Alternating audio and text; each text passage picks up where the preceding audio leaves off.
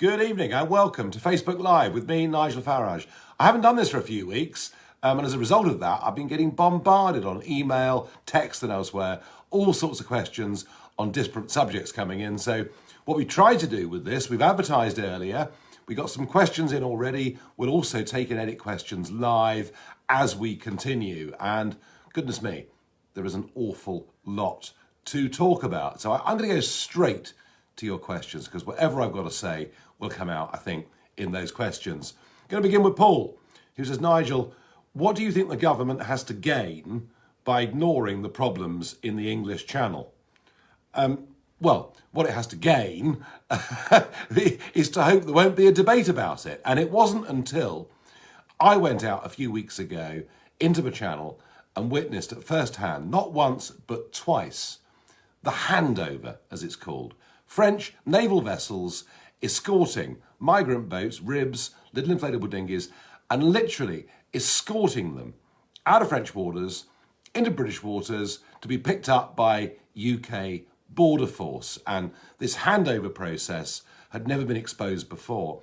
And I guess the reason that was an embarrassment to everybody is because we've given £61 million to the French government over the last few years to prevent these dinghies from launching in the first place. And whilst some do get stopped on the beaches, and yeah, I accept there's a very, very long stretch of beach that the French have to patrol, and those that are sinking get taken back into Calais, Boulogne or Dunkirk. The whole idea that having paid 61 million quid, the French Navy should escort them into British waters who say thank you very much. People come into Dover, they're then taken off to hotels all over this country. The Home Office will tell you that it's okay because we return a significant number. To my knowledge, we haven't returned anybody since lockdown began. We are already looking at over 2,000 people that have crossed the channel via dinghies so far this year.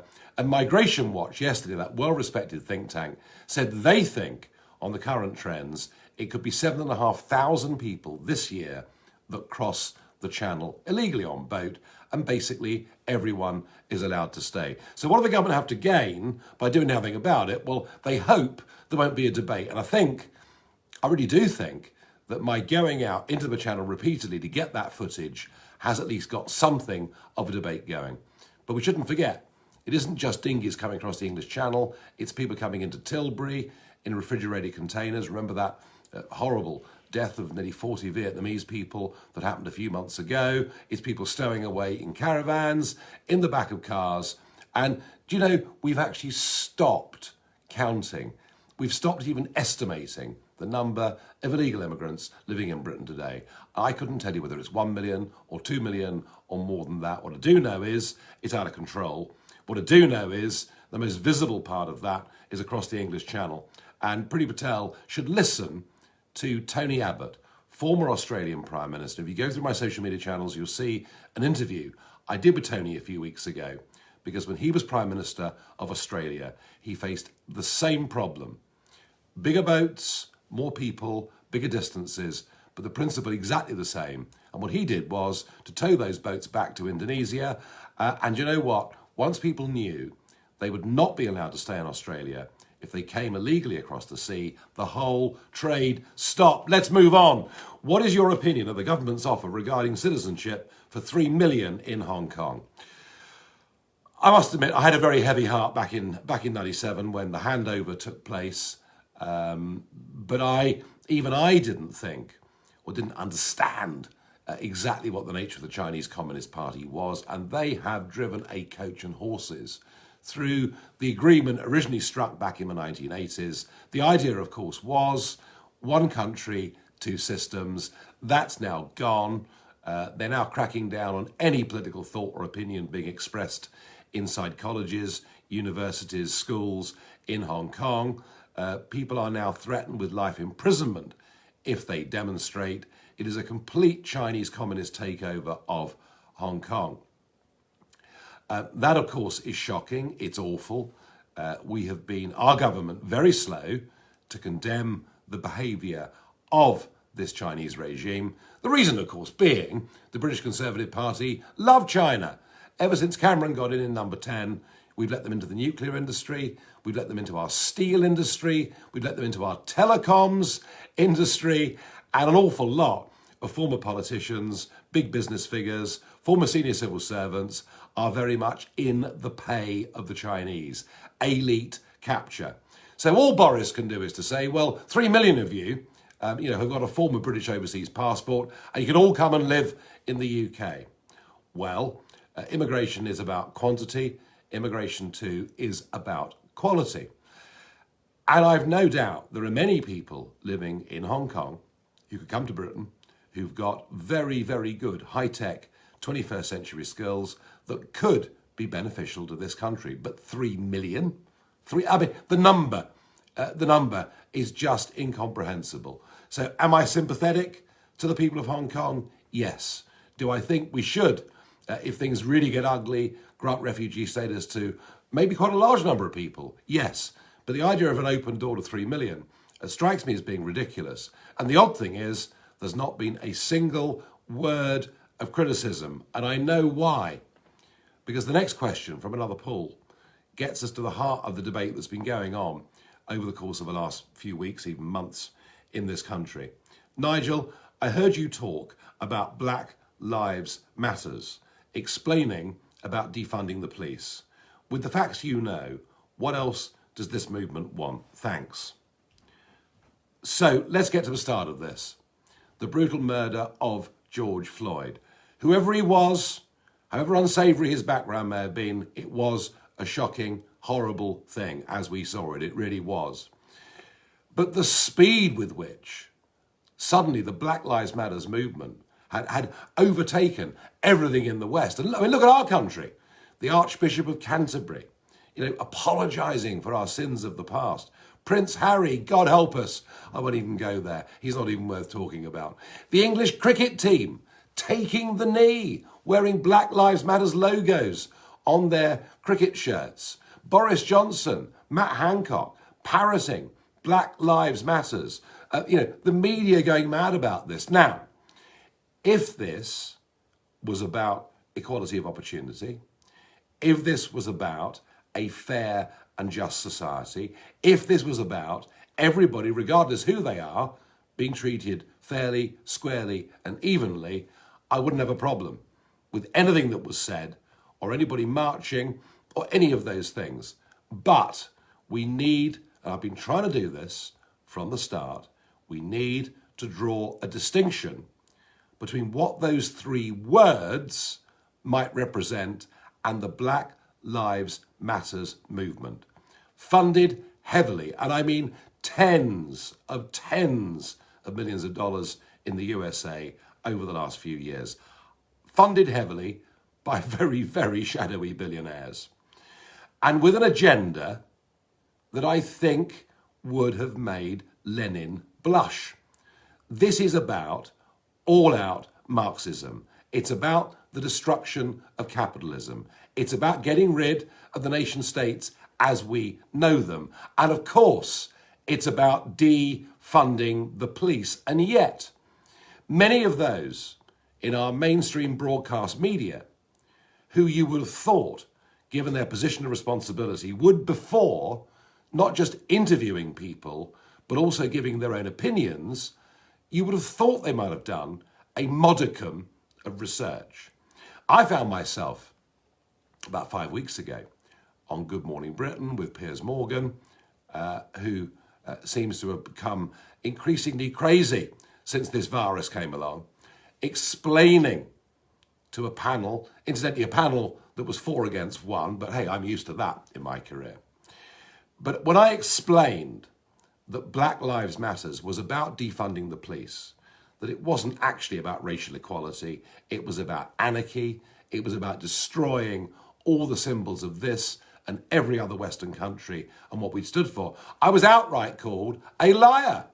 And yet the truth now slowly is beginning to come out. I would say well done to the Daily Mail for publishing the truth.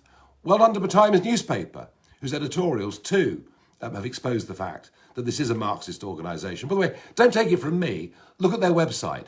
Listen to the people that speak for them. There are some very, very shadowy, dodgy people involved in this. This is about bringing about the end of Western civilization as we know it, not about racial equality. And we should absolutely not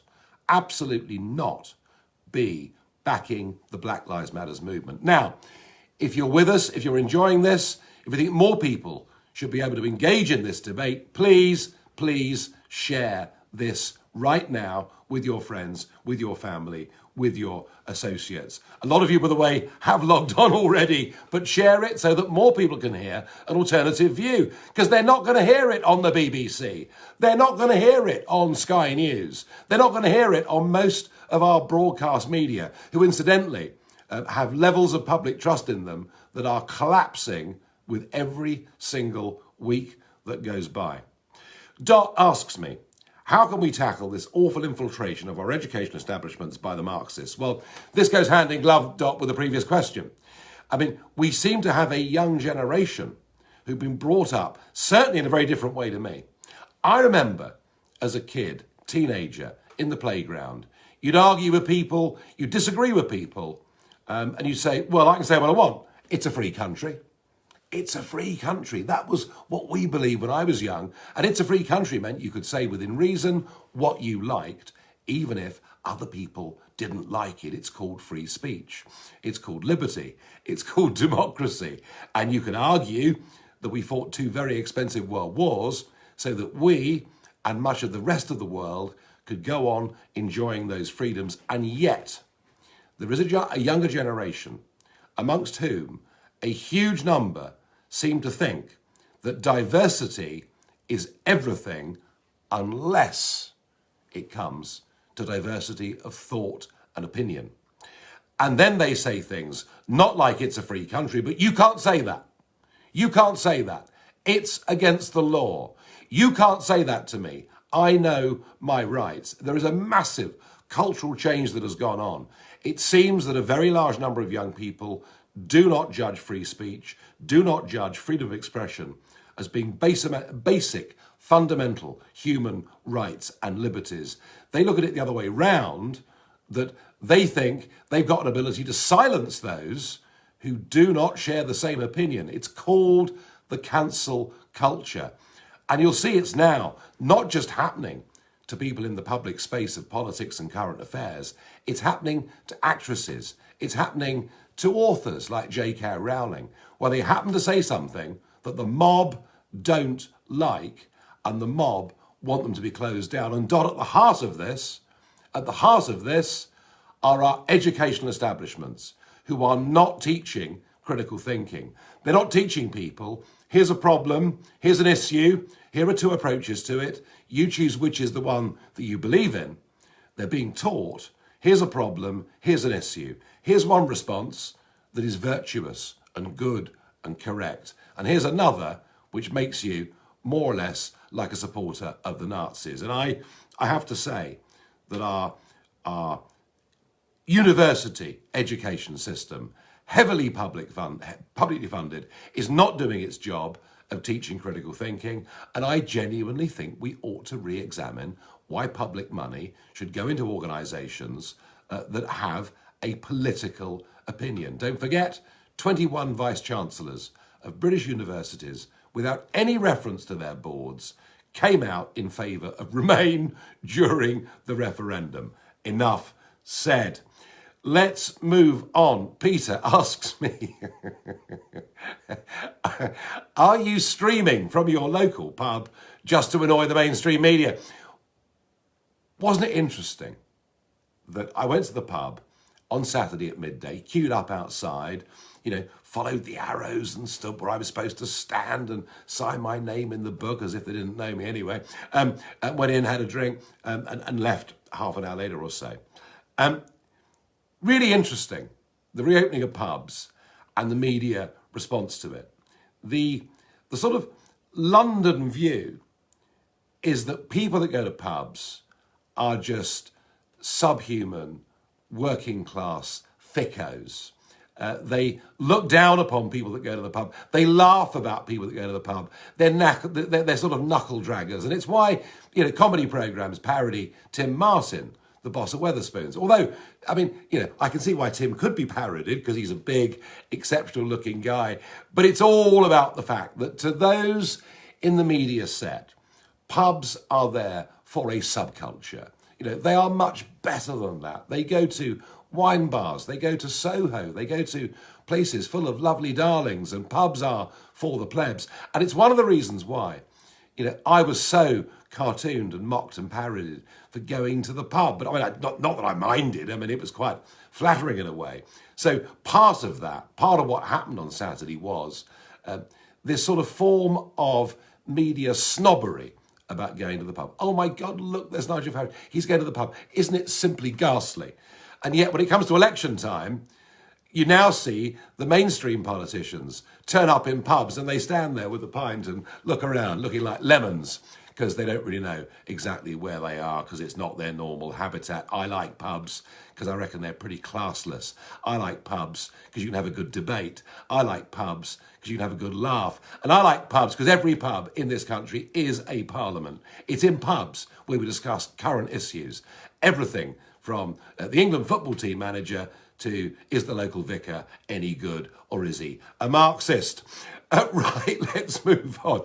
Judy asks me, will you open up your own radio show? Well, look, since I was last with you, I'm no longer on LBC at 6 o'clock Monday to Thursday and Sunday mornings 10 till 12. That has come to an end. The contract was drawing to a close, although I have to say I did think it would be renewed. I had been at LBC for 3.5 years. I took it incredibly seriously. I worked very hard at it. I thoroughly enjoyed it. I bitterly regret that it's come to an end as abruptly as it has, but I'm not going to say any more about it. I think that the world is too full of people who, after a dispute, a fallout with an employer or in a relationship, want to rush off and write newspaper articles and cause headlines. I enjoyed my 3.5 years there. I very much regret I'm not there now. Junie, in terms of where I'm going to go from, well, look, I like broadcasting, whether it's here on Facebook, whether it's on television, whether it's to a public audience, whether it's an after-dinner speech, or whether it's radio. But I happen to think that talk radio is rather important because we can access talk radio in our cars, in our kitchen, working in our sheds and garages, with sort of an earpiece in, sitting on a train, going to work. We can access radio in a way that we can't access television. And I've always thought that radio was very much the intelligent medium, a place that was there for debate. And the honest answer to the question is, I am keen to do radio again, very keen indeed. Exactly how I'm going to do it, where I'm going to do it, well, I'm working on loads of ideas at the moment, but I'm not going to rush anything, but I will be back. Craig asks me, where do you get your inspiration from? Well, gin, mostly, Craig. No, Craig, I get my inspiration. Do you know, it's funny. When you've been doing this as long as I have, and when you've been subject to as much abuse as I have, and I do think there was a period from about 2013 right through 2016 when I think I took more abuse than anybody in the public space has in modern times. And I really mean that. It was a constant daily diet. And it doesn't matter how tough you are, doesn't matter how much you believe in what you're doing, there are times when you think, why the hell am I doing this? And my inspiration comes from just decent, ordinary people, whether I meet them in the street, whether I meet them at the petrol station, whether I meet them in the pub, whether it's a letter or an email that I got this morning from somebody. And I wrote back, thank you, that's an inspiration. My inspiration has always come from good, ordinary, decent, law-abiding, tax-paying people, patriotic people who believe in their country and who have been, over the last few decades, so badly let down by career politicians and indeed by much of mainstream media. And my inspiration genuinely comes from them and from their support, because it makes me realise it actually is worth doing. And kind of that night, 23rd, 24th of June 2016, sort of proved that, didn't it?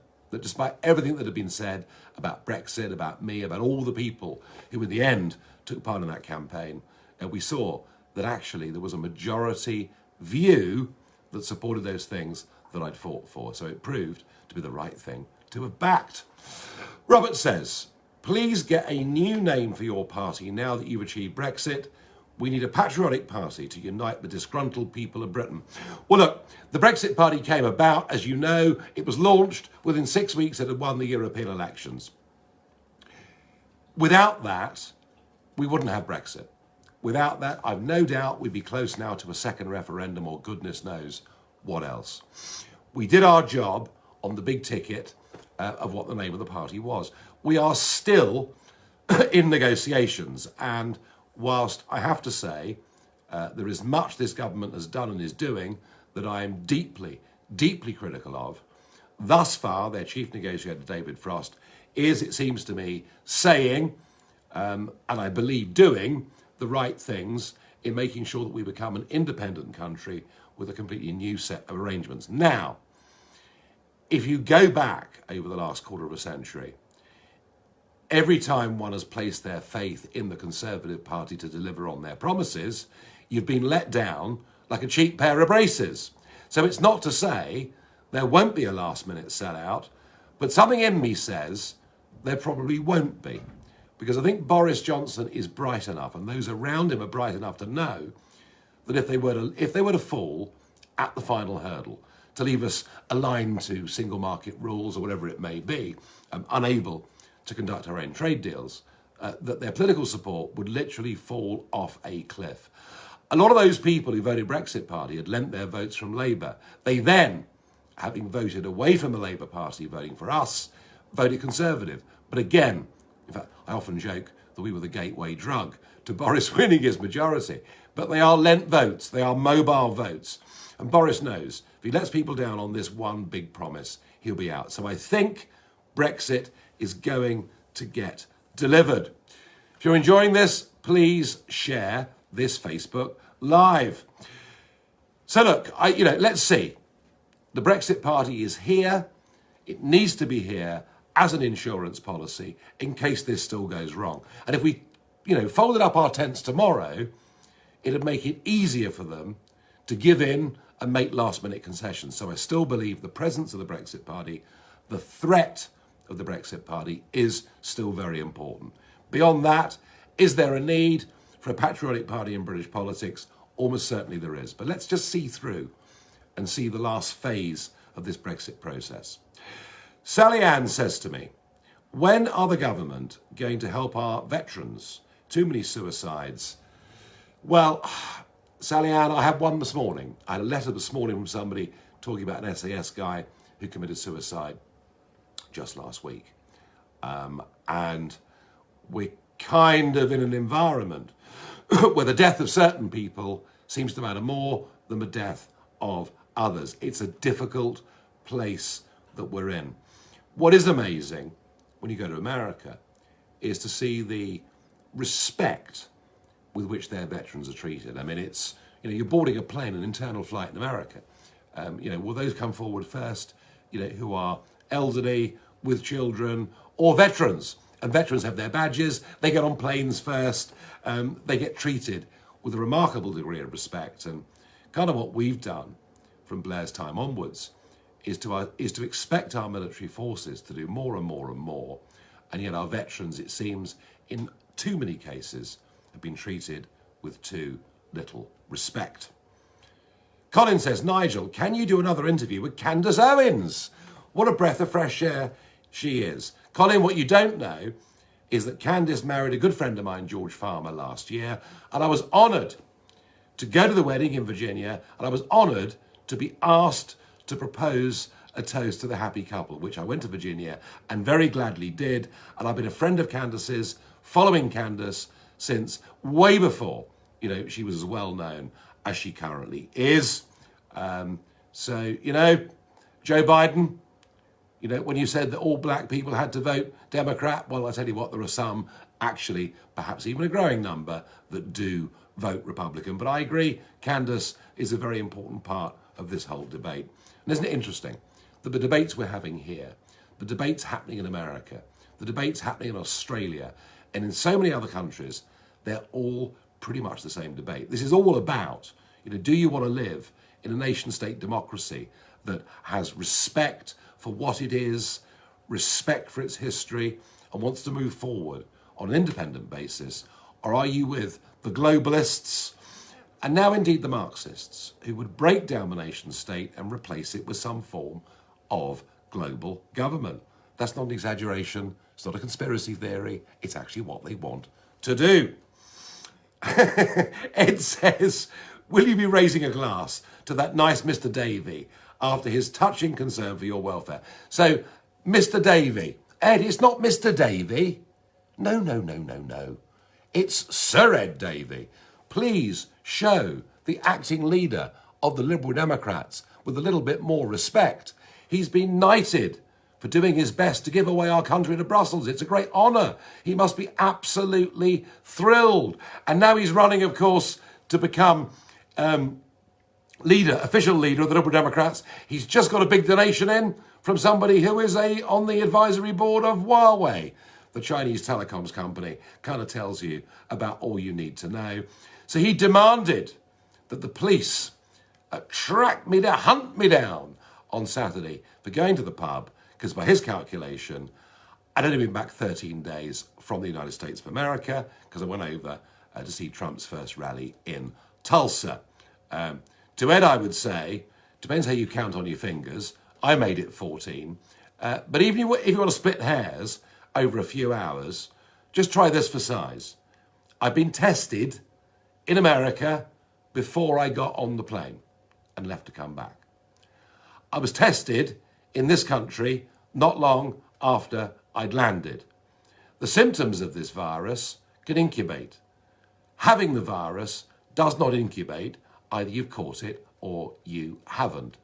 I think it was far from irresponsible to go to the pub after a couple of weeks of lying very, very low indeed. You know, I had been tested, I'd done all the right things, and the NHS website says, if you have tested negative, there is no need to self-isolate. So frankly, I think a lot of this stuff that's been talked about quarantine, frankly, is a bit ridiculous. Maybe it was put in place, maybe it was written the way that it was, because our testing capacity in this country was simply so pitiful. Okay, let's keep going. Nigel, what about doing a weekly evening broadcast like this at 7 p.m. each week? Well, I may well do that. I was broadcasting every day at 6 p.m, but of course that's no longer an option to me. All I can say to you, Nigel, is if there's demand for it, I will do it, and we will ask after this broadcast. We'll look at the numbers, we'll look at the comment pages. If you'd like a regular weekly slot on a Thursday or whatever it is, I could do that if there is enough demand. Teresa asks me, Nigel, could you tell me who you believe is responsible for the care homes in this country and for the deaths? My mother was one of them. Teresa, I am sorry, and you know, we're looking at 25,000 plus people who died prematurely in care homes. Boris Johnson was very clumsy the other day when he said what he said about care homes not having the right procedures in place, and then they tried to get out of it by saying we'd no idea that some people could spread COVID-19 even though they were asymptomatic, which I think is quite a twisting of the truth. One of the things that needs to come out of this is an honest appraisal about the way the National Health Service and Public Health England are run. Now, I know that's difficult to say, and, you know, I've been out myself too, you know, banging away with pots and pans on a Thursday evening to pay respect to people working on the front lines, not just in the health service, but in the care service. And, you know, over 300 of those people have died during this crisis, and we should just, you know, pause for a bit to think about them. But some of the decisions taken by Public Health England, some of the decisions taken by national health managers were appalling. I know of one case where somebody, an elderly man, was sent back to a care home who had tested positive for COVID-19, but the care home weren't even told he'd tested positive and that he'd been back there for several hours. In many other cases, people being sent back from hospitals into care homes who'd not been tested but were positive. And it seems that much of the spread that happened in care homes came from patients going directly from NHS hospitals, and of course the fact that many of the firms that run care homes rely on contract staff who work in a number of locations. Either way, there is no question that Public Health England, NHS managers, Matt Hancock, absolutely dropped the ball on this. And that's why, if you look at the global rankings of deaths per million, we are the second worst in the world. So that's a pretty sobering thought. And yet we've not heard a whisper of apology from Hancock, from Johnson, or for anybody. They keep telling us they were following the science. They keep telling us they took the right decisions at the right time, and I just don't buy that. A little bit more honesty, openness, and contrition, I think would be a very, very good thing. Leon, what's your favourite pint you like to drink? Oh, Leon, I mean, I'm not here to do adverts. I mean, this is not a sponsored Facebook Live. Much it could be, I suppose, but it's not a sponsored Facebook Live. All I would say is I tend to like the lighter beers than the darker beers, the hoppy ones rather than the malty ones. But if they're well served and they're good, I love them all. And the pub that I went to on Saturday, and I've got several local pubs around here, many of them very, very good. I went to one today, briefly, just to make sure it was okay, you understand, in the interest of research. But the one I went to on Saturday, the Queen's Head in Down, had been doing off sales of beer all the way through the lockdown period. So I sort of go down there with a empty milk canister and get some beer. And I will put this plug in though, because as with so much of the country, over the last couple of decades, there's a massive upsurge in demand for local goods. Locally produced vegetables, locally produced fruit. We've now got gin being made everywhere, beer being made everywhere, and the local town Westerham now has its own brewery.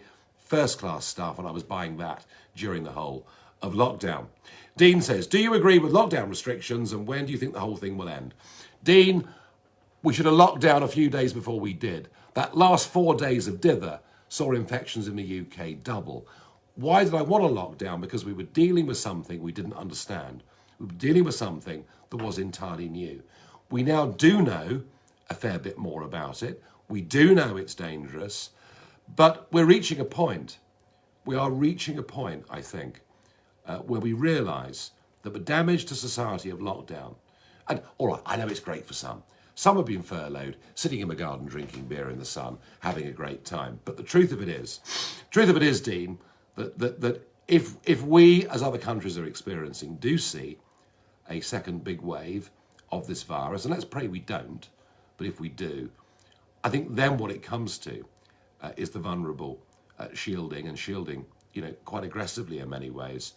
And I think the rest of us, frankly, if that's what it comes to, having to learn to live with it. And I think that's really where we are with all of this. Alex says, the country is divided enough. Why do you persist in inciting hatred with your inflammatory posts and statements? Alex, believe you me, if you think there's division in society, believe you me, what is happening with Black Lives Matters will widen those divisions. If we're to be told that because we're white, we are somehow inherently guilty, that we're all born with some privilege, if like Keir Starmer, we have to go for training because we have unconscious bias within us because of who we are, if we're told by Prince Harry and others we should be ashamed of, he said the Commonwealth. He had a problem with the Commonwealth. I think what he meant was the empire, but he's probably too thick to work out the difference between those two things. If we are to bring people up, to teach them to hate themselves, to hate their country, to hate their ancestors, and that we must treat black people differently to white people, that will bring more divisions and more misery in society than you can even believe. I believe everybody should Indeed, everybody must be treated equally. Right, I'll do a few more questions. Okay, Andrew says, what's your view on the BBC charging the over 75s for the licence fee? They've paid into the systems for their whole lives. Look, you can't give something to people and then take it away. So the BBC looks mean and mean-spirited, and my guess would be there'll be a fair number of over 75s who are naturally very law-abiding, afraid of the authorities, probably pretty hard up, and many of them will struggle to pay this. But there's a broader, wider point I think that really needs talking about here.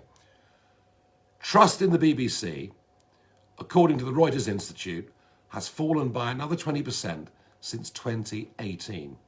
There is a massive change going on in this country. And whilst the BBC may be respected all over the world, and whilst the World Service may do a very good job, the BBC, with every crisis that we face, shows it to be totally London-centric, as far away from Middle England as it ever possibly could be. And I think its days are numbered. I think that you know, the idea that we're all going to go on paying over 150 quid a year for this thing, I think it's for the birds. It'll take time for it to go, because the status quo is a very powerful thing. But I think trust in the BBC is disappearing. And I think what you're going to see, I'm certain what you'll see, are media challenges to the BBC and others that will spring up over the course of the next year or two. Because so many people I talk to just say they turn off the telly, they turn off the radio, they can't bear the level of one-sided broadcasting they're getting at the moment. Ralph says, what's your favourite lockdown meal?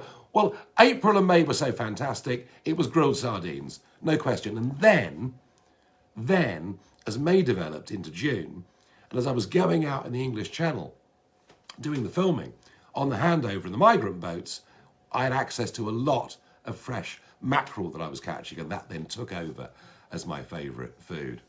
Edward says, speaking of mornings, I want to know what your favourite breakfast is.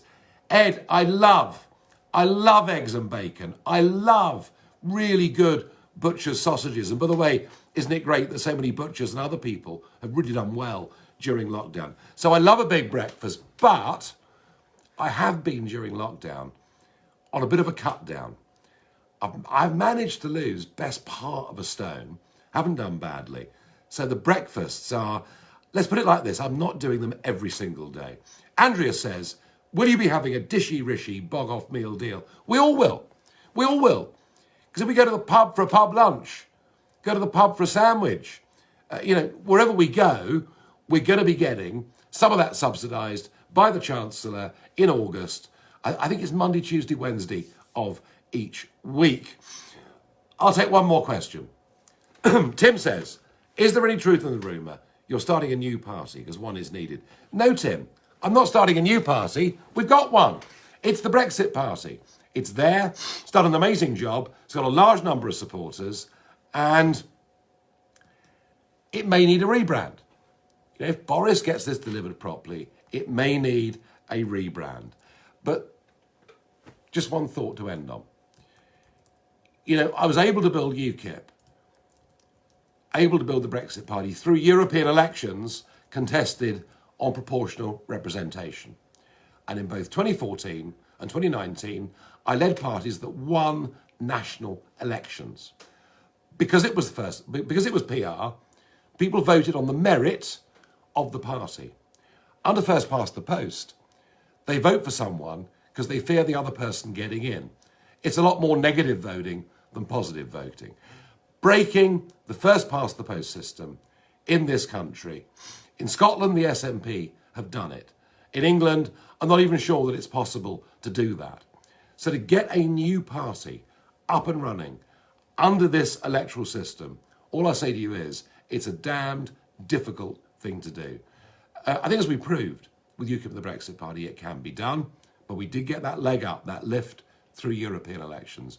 Either way, whether it is through political parties, whether it is through broadcasting, whether it is through campaigning, what I can assure you is I'm going to go on fighting.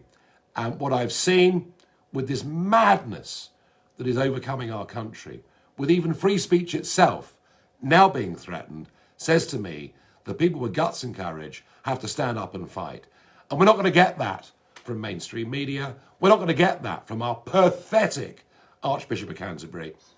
We're not even going to get it from Boris Johnson unless he's pushed and prodded into doing so. So don't worry, I'm going to go on fighting. Thank you very much for joining us.